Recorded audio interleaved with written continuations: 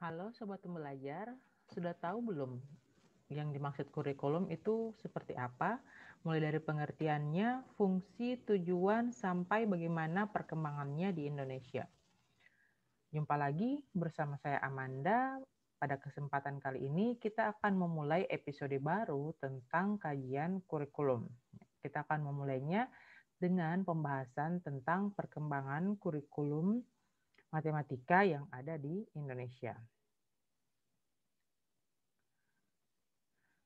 Nah, istilah kurikulum itu merupakan istilah yang tidak asing lagi bagi dunia pendidikan ya. Kita semua tahu istilah kurikulum itu karena sering kita dengar, terutama yang sedang berlaku sekarang di Indonesia itu kurikulum 2013 atau K13. Kurikulum ini memiliki peranan yang sangat penting dalam pencapaian tujuan pendidikan itu sendiri. Namun, sebenarnya apa sih pengertian dari kurikulum itu? Nah, berdasarkan istilah bahasa Inggrisnya, kurikulum itu bisa dikatakan sebagai garis besar konsep yang diajarkan ke siswa untuk membantu mereka mencapai standar dari konten yang akan mereka pelajari. Ya, jadi itu merupakan pengertian secara umumnya. Nah, secara lebih spesifik, itu kurikulum dikatakan sebagai perangkat mata pelajaran dan program pendidikan yang diberikan oleh suatu lembaga penyelenggara pendidikan yang berisi rancangan pelajaran yang akan diberikan kepada peserta pelajaran dalam suatu periode jenjang pendidikan. Ya, terkesan ribet ya pengertian yang satu ini. Balik kembali kita bisa mengkaji pemahaman tentang kurikulum ini mulai dari asal katanya ya. Jadi kata kurikulum itu diambil dari bahasa Inggris yaitu kurikulum yang berarti rencana pembelajaran. Sedangkan kurikulum sendiri dari bahasa Inggris itu dia itu diambil akar katanya berasal dari bahasa Latin yaitu curere yang memiliki arti seperti maju dengan cepat, berada dengan cepat, atau menjalani sesuatu ya. Jadi dia itu merupakan proses yang maju ke depannya. Nah, dalam istilah bahasa Arab juga ada yang dikenal dengan kurikulum walaupun bahasanya bukan kurikulum ya. Jadi dalam bahasa Arab itu dia disebut sebagai manhaj atau yang dapat diartikan dengan jalan yang dilalui oleh manusia dalam kehidupan. Sedangkan kalau dalam kurikulum pendidikan bahasa Arab, kata manhaj al-dirasa atau yang dapat diartikan sebagai sebuah perencanaan dan alat yang dapat dijadikan acuan bagi lembaga-lembaga pendidikan untuk mencapai tujuan pendidikan. Jadi sebenarnya kalau pengertian umum dari kurikulum ini tidak ada kesepakatan secara khusus dari para ahli. Ya, jadi ada berbagai pakar kurikulum, mereka itu mendefinisikan kurikulum secara berbeda, tapi dia intinya itu satu ya, intinya sama. Ya, intinya itu adalah menggambarkan garis besar konsep yang akan diajarkan ke siswa untuk mencapai tujuan dari proses pembelajaran mereka. Nah, di sini kita bisa melihat peran kurikulum ya. Jadi peran kurikulum itu ada beberapa. Yang pertama itu ada peran konservatif. Jadi peran konservatif ini merupakan melestarikan berbagai budaya sebagai warisan masa lalu ya. Kita lihat salah satu contoh peran konservatif ini dengan adanya diadakannya mata pelajaran sejarah dalam kurikulum kita. Terus ada peran kreatif. Dalam peran kreatif, kurikulum itu harus mengandung hal-hal baru sehingga dapat membantu siswa untuk dapat mengembangkan setiap potensi yang dimilikinya agar dapat berperan aktif dalam kehidupan sosial masyarakat yang senantiasa bergerak maju secara dinamis ya. Jadi dengan adanya peran kreatif ini, kurikulum itu dia harus selalu mengikuti perkembangan zaman. Kenapa? Karena dia itu harus dijadikan wadah dari siswa agar dapat mengembangkan setiap potensi yang mereka miliki dan bisa menjadi manusia-manusia yang kreatif ke depannya. Ya. Terus ada peran kritis dan evaluatif. Di sini kurikulum itu berperan untuk menyeleksi nilai dan budaya mana yang perlu dipertahankan dan mana yang harus dimiliki oleh siswa. Ya, jadi di sini juga peran besar kurikulum. Kenapa? Karena di kurikulum itu harus memilah apa saja materi atau pengetahuan yang harus dimiliki oleh siswa sehingga mereka itu siap menjadi manusia dalam perkembangan zaman, ya, siap untuk menjadi masyarakat seutuhnya. Di kurikulum ini itu makanya krusial sekali pemilihan kurikulum dalam suatu negara karena dia ada peran evaluatifnya. Ya, evaluatif di sini itu jadi bisa dikatakan keberhasilan pendidikan suatu negara itu tergantung dari bagaimana kurikulum yang diterapkan di negara tersebut. Nah, selanjutnya kita masuk ke fungsi kurikulum. Yang pertama itu adalah fungsi umum pendidikan. Maksudnya itu adalah untuk mempersiapkan peserta didik agar menjadi anggota masyarakat yang bertanggung jawab dan baik. Ya, ini bisa dikatakan sebagai fungsi umum dari pendidikan itu sendiri. Kita tahu kita sebagai manusia dididik untuk menjadi manusia yang baik, manusia yang bertanggung jawab, manusia yang sadar akan peran dan tugasnya dalam kehidupan. Ya, makanya kita perlu dididik dan mengikuti pendidikan. Ya. Di mana di sini kita punya pendidikan yang formal dan pendidikan yang informal. Baik pendidikan formal maupun informal itu biasanya harus dijalankan dengan adanya sebuah kurikulum. Walaupun pada kenyataannya di pendidikan informal ada kurikulum yang tidak tertulis. Yang berikutnya fungsinya sebagai suplementasi. Kurikulum sebagai alat pendidikan harus dapat memberikan pelayanan kepada siswa. Ya, jadi dia harus menjadi pelayan yang siswa sebagai suplemen mereka, ya, yang bisa membawa mereka itu menjadi manusia yang siap dalam hidup bermasyarakat tadi. Ya.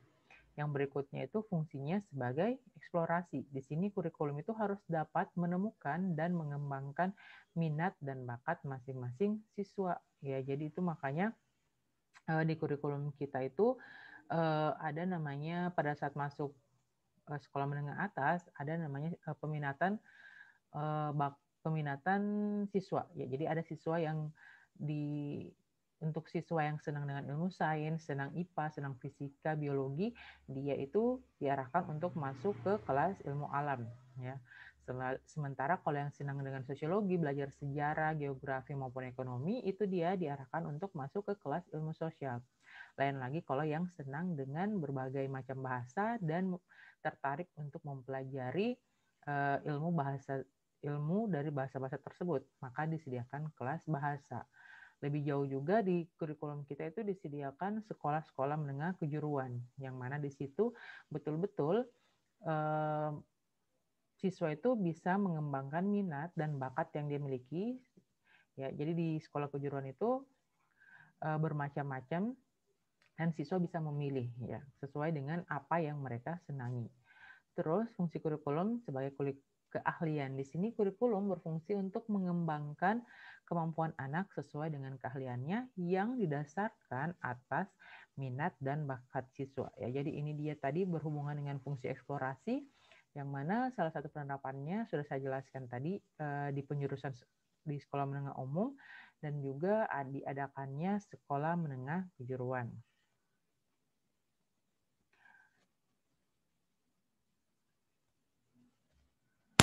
Nah, setelah itu kita masuk ke prinsip-prinsip kurikulum ya. Yang pertama itu adalah prinsip relevansi. Di sini kurikulum yang dikembangkan oleh sekolah itu harus memiliki kesesuaian atau relevansi sehingga kurikulum tersebut bisa bermanfaat. Ya, di sini itu ada dua relevansi. Yang pertama ada relevansi internal dan yang kedua adalah relevansi eksternal. Relevansi internal itu merupakan kesesuaian antara setiap komponen atau anatomi kurikulum. Ya, jadi dia bersifat kesesuaian antar apa yang ada dalam isi kurikulumnya. Sementara eksternal sebaliknya. Dia itu merupakan program kurikulum harus sesuai dan mampu menjawab terhadap tuntunan dan perkembangan kehidupan masyarakat. Ya, jadi ini dia terkait dengan hal-hal yang ada di luar kurikulum tersebut. Terus ada prinsip fleksibilitas, di mana di sini kurikulum harus bisa diterapkan secara lentur, disesuaikan dengan karakteristik dan potensi setiap siswa, ya juga dinamika kehidupan masyarakat.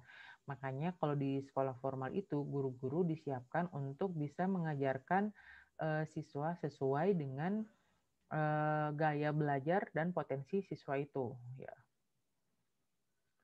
Nah, yang berikutnya prinsipnya adalah kontinuitas ya atau berkelanjutan. Itu artinya isi program dan penerapan kurikulum di setiap sekolah harus memberi bekal bagi setiap siswa untuk mengembangkan kemampuan dan potensi yang dimilikinya secara berkesinambungan dan berkelanjutan. Di sini berarti setiap satuan pendidikan mengembangkan kurikulum dengan membaca dan mengetahui bagaimana program kurikulum itu di satuan pendidikan yang lainnya. Ya, jadi tidak mengembangkan kurikulum yang apa istilahnya itu yang ingin berdiri sendiri, ingin beda dan tanpa mempedulikan proses pendidikan atau satuan pendidikan yang ada di sekitarnya. Terus prinsip yang berikutnya adalah efisiensi dan efektivitas. Di sini jelas ya kurikulum itu harus memungkinkan setiap personil untuk menerapkannya secara mudah dengan menggunakan biaya yang secara proporsional, secara efisien ya. Jadi tepat sasaran. Tidak ada istilahnya kita menghamburkan tenaga ataupun biaya pada program-program kurikulum yang tidak efektif. Ya. Penggunaan seluruh sumber daya baik peranti kurikulum, sumber daya manusia, guru-guru, pengajar, maupun tenaga-tenaga terlibat dalam kurikulum itu, maupun sumber finansialnya harus menjamin tercapainya tujuan atau membawa hasil secara optimal. Ya, jadi di situ kurikulum itu harus diterapkan dengan prinsip efisiensi dan efektivitas. Nah, selanjutnya kita akan masuk dengan perubahan kurikulum yang ada di Indonesia, khususnya untuk pembelajaran matematika ya. Nah, di sini kita mulai dari yang sebelum adanya kurikulum 2013 ya. Nah, sejak Indonesia merdeka, berturut-turut itu diberlakukan kurikulum mulai tahun 1947 yang disebut dengan Rencana Pelajaran, terus ada kurikulum 1952, Rencana Pelajaran Terurai, dan kurikulum 1964, Rencana Pendidikan 1964. Nah, setelah itu baru, tapi di kurikulum-kurikulum itu belum ada istilah mata pelajaran matematika ya. Nanti pada tahun 1968 atau di situ disebut sebagai kurikulum 1968, istilah matematika baru muncul sebagai bagian dari mata pelajaran ilmu pasti pada tingkat SMA ya. Jadi pada tahun itu pun nama mata pelajarannya belum matematika, tapi disebut dengan mata pelajaran ilmu pasti ya. Jadi kalau misalnya ada yang orang tuanya sudah usia sekolah pada tahun 1998 itu, dia pasti taunya bukan mata pelajaran matematika, tapi belajar ilmu pasti. Nah, sedangkan istilah matematika sebagai nama mata pelajaran itu baru digunakan pada kurikulum yang selanjutnya setelah 1998 ini. Ya. Ciri pembelajaran matematika pada kurikulum 1968 antara lain adalah yang pertama itu penekanan lebih diberikan pada keterampilan berhitung.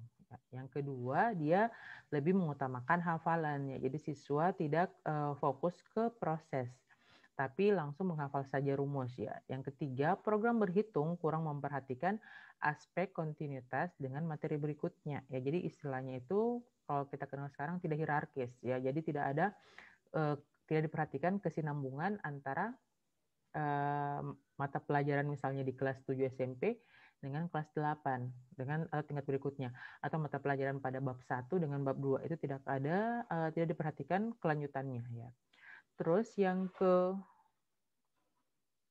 keempat itu dia kurang terkait dengan dunia luar. Jadi yang dibicarakan matematika pada tahun 1998 itu atau yang disebut dengan ilmu pasti adalah matematika yang murni, matematika istilahnya apa ya? Istilahnya matematika murni, yang bukan matematika terapan ya. Yang kita harapkan kan matematika terapan atau matematika yang lebih aplikatif ke dunia siswa ya, atau ke dunia kita sendiri gitu ya. Terus terakhir itu dia penyajian materinya kurang memberikan peluang untuk tumbuhnya motivasi serta rasa ingin tahu anak ya. Mungkin kalian pernah merasakan sendiri bagaimana kalau diajarkan oleh guru matematika itu yang diajarkan hanya rumus saja tanpa kita tahu itu gunanya untuk apa, langsung hafal rumus, langsung kerja soal sesuai dengan rumus tersebut ya. Nah, karena penekanan-penekanan ini atau karena ciri-ciri ini, pada tahun 1968 itu kita bisa katakan kalau pembelajarannya itu berpusat pada guru atau teacher centered. Selanjutnya, kurikulum diubah lagi pada tahun 1975 ya.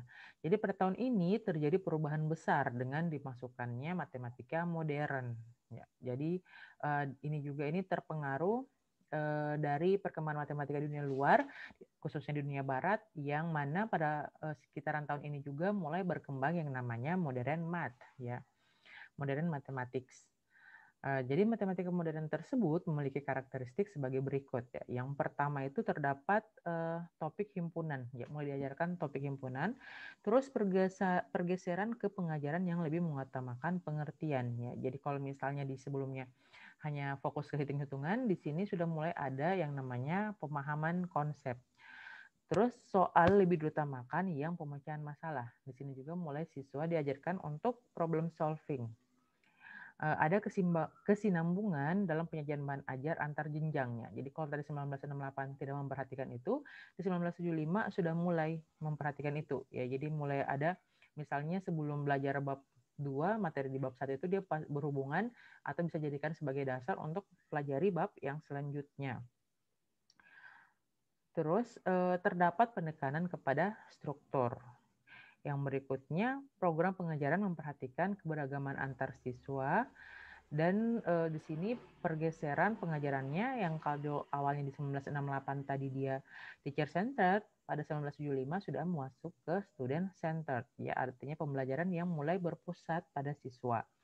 Oleh karena itu, metode mengajarnya itu dia mulai berubah. Metode mengajarnya mulai diperkenalkan ke materi belajar inquiry atau penemuan dan pemecahan masalah dengan mulai mengaplikasikan teknik diskusi. Ya, jadi pada kurikulum ini siswa itu sudah mulai diajak untuk berdiskusi atau tanya jawab pada saat proses pembelajaran matematika. Serta upaya pengajaran matematika lebih menarik. Ya, di sini juga guru-guru itu mulai bereksplorasi dengan memberikan permainan dan teka-teki pada saat pembelajaran matematika. Nah, selanjutnya masuk ke kurikulum 1984 ya. Jadi 1984 ini dia perubahan dari yang 1975 itu tidak terlalu banyak ya ke 1984 ini. Di mana perbedaan utamanya itu pada 1984 materi pengenalan komputer mulai diberikan ya. Ini karena secara internasional pada tahun ini tuh penggunaan komputer pertama kali itu mulai booming-boomingnya ya. Jadi walaupun misalnya siswa tidak pernah lihat yang seperti apa itu komputer, tapi itu dia mulai digawangkan atau dibicarakan di sekolah-sekolah ya, karena kan pada zaman dulu kita tidak secanggih sekarang yang mana kalau mau melihat sesuatu tinggal kirim WhatsApp atau upload ke sosial media. Pada zaman itu lihat foto saja itu sudah sesuatu yang sangat mewah ya. Nah, makanya di sini karena tidak terlalu berbeda, masih tetap berfokus ke siswa, dia ini ada istilah yang baru pada tahun 1984 yaitu CBSA ya, atau cara belajar siswa aktif ya. Jadi kurang lebih sama dengan student center tadi, di mana siswa di sini mulai aktif melakukan diskusi dan bisa tanya jawab dengan guru ketika pembelajaran matematika. Nah, 10 tahun setelah itu, yaitu pada tahun 1994, kurikulum berubah lagi ya. Nah, kalau tadi di tahun 1984 itu baru dibicarakan saja mengenai komputer, di tahun 1994 ini komputer itu sudah mulai digunakan di sekolah-sekolah tertentu ya, sekolah-sekolah tertentu yang pada saat itu mampu untuk mengadakan komputer di sekolahnya ya. Karena model komputer pada tahun 1994 itu jauh berbeda dengan model komputer yang ada pada saat sekarang ini ya. Nah, pada kurikulum ini, matematika di tingkat sekolah dasar itu ada penekanan khusus, yaitu pada penguasaan bilangan, termasuk di dalamnya berhitung. Ya, jadi itu pada kurikulum ini fokus ke hitung-menghitung. Jadi di SD saya merasakan saya dapat ya kurikulum ini untuk tingkat sekolah dasar saya.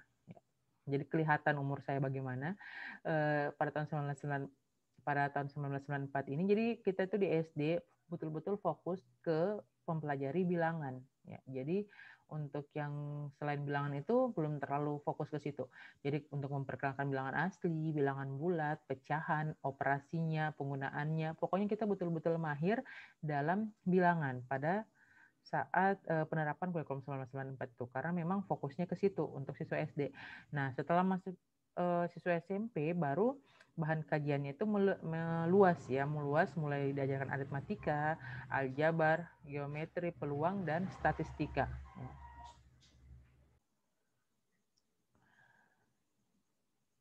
Nah, pada kurikulum ini juga sudah mulai ada upaya untuk menanamkan pemikiran deduktif yang ketat ya, melalui struktur deduktif terbatas pada sebagian bahan geometri ya, yang mana kita tahu kalau ilmu logika atau ilmu pembelajaran matematika ini dia umumnya itu bersifat deduktif ya, ya, dari umum ke khusus. Selain itu materi matematik SMU juga ada tambahan pengenalan teori graf ya, yang saat ini sudah tidak ada dan masuk ke bagian matematika diskrit untuk matematika universitas. Nah, selang 10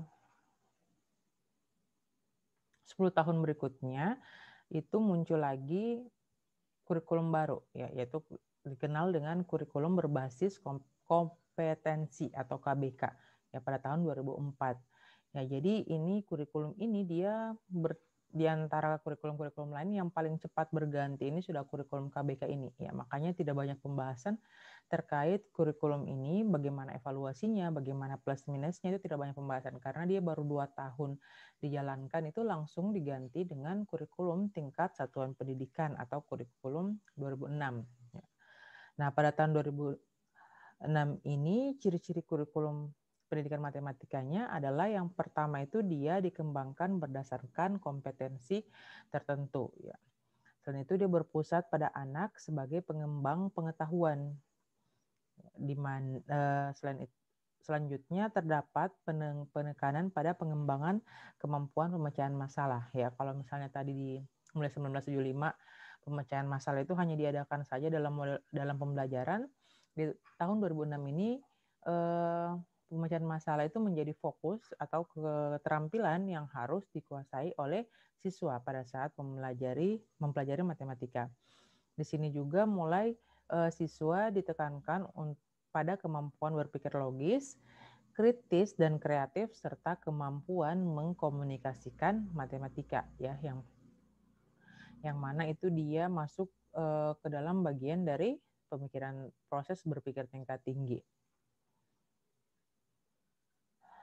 Nah, proses ini proses dari berpikir logis, kritis dan kreatif tadi itu dia mencakup dari komponen kompetensi dasar.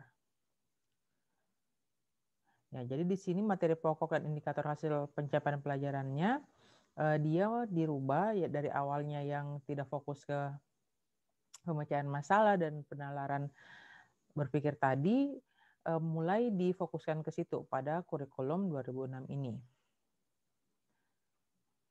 Nah, tapi sayangnya di situ hanya tertuang pada tujuan pembelajaran, bukan di pokok bahasan. Kalau dari segi esensi materi, KTSP ini dia belum jauh berbeda dari kurikulum-kurikulum sebelumnya. Ya. Hanya saja tadi di tujuan pembelajarannya sudah mulai siswa diharapkan untuk mampu mengembangkan proses berpikir tingkat tinggi itu.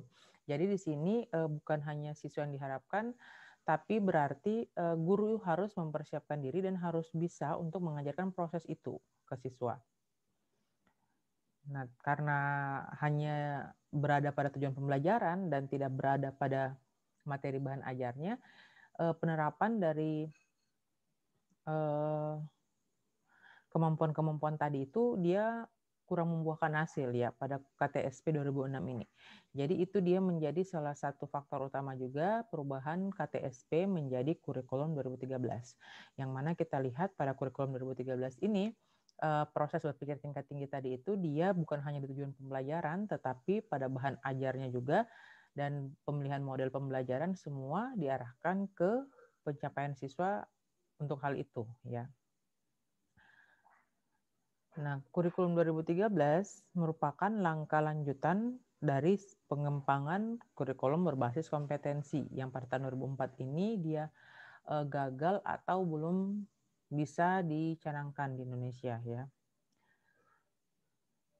Nah, pada kurikulum 2013 ini ada 4 standar yang berubah, yaitu mulai dari standar kompetensi lulusan, standar proses, standar isi, dan standar penilaian. Nah, standar kompetensi lulusan itu adalah kriteria mengenai kualifikasi kemampuan lulusan yang mencakup sikap, pengetahuan, dan keterampilan. Ya, jadi ini dia jadinya ketika guru memberikan pembelajaran itu, dia itu ada perbedaan pada pembelajaran sikap, pengetahuan, dan keterampilan. Begitu juga nanti ini mengarah ke penilaiannya ya. Sementara standar isi adalah kriteria mengenai ruang lingkup materi dan tingkat kompetensi untuk mencapai kompetensi lulusan pada jenjang dan jenis pendidikan tertentu. Ya, jadi setiap jenjang itu dia punya standar isi masing-masing yang harus dicapai oleh siswa. Terus ada standar proses, dia itu merupakan kriteria mengenai pelaksanaan pembelajaran pada satu satuan pendidikan untuk mencapai SKL. Ya, jadi tadi kalau di standar isi disiapkan SKL-nya, standar proses ini dijabarkan kriteria-kriteria apa saja dari proses pembelajarannya itu untuk menunjang pencapaian SKL tersebut. Nah, terakhir itu adalah standar penilaian, yang mana ini dia mengenai mekanisme, prosedur, dan instrumen penilaian hasil belajar peserta didik. Jadi standar penilaian ini dia berhubungan dengan apa tadi? Ya, berhubungan dengan SKL tadi. Ya, jadi penilaiannya itu ada mencakup penilaian sikap, pengetahuan, dan keterampilan.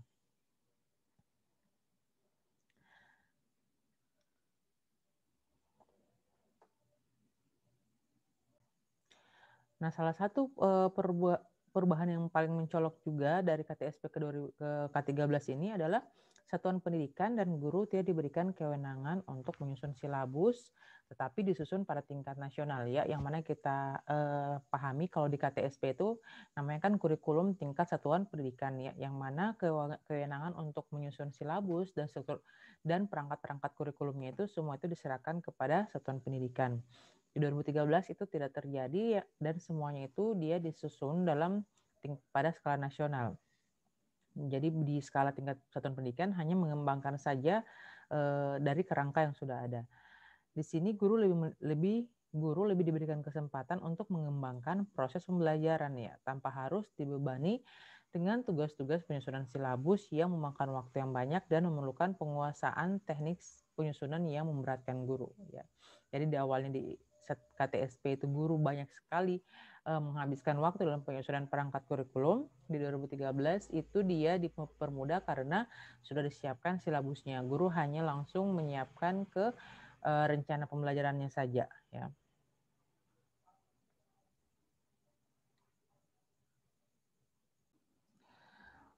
Ciri khusus lain dari penerapan kurikulum 2013 ini yang mana juga digunakan dalam pembelajaran matematika adalah proses pembelajaran yang menggunakan pendekatan saintifik ya, yaitu pembelajaran yang mendorong siswa untuk lebih mampu dalam mengamati, menanya, mengumpulkan informasi, mengasosiasi atau menalar dan mengkomunikasikan.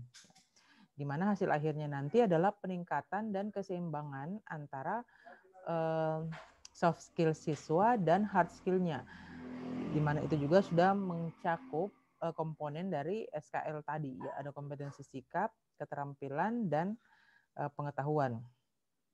Jadi model pembelajarannya juga yang digunakan pada K13 ini adalah model pembelajaran yang pertama itu PBL atau Problem Based Learning, terus ada Project Based Learning, Inquiry Learning, dan Discovery Learning.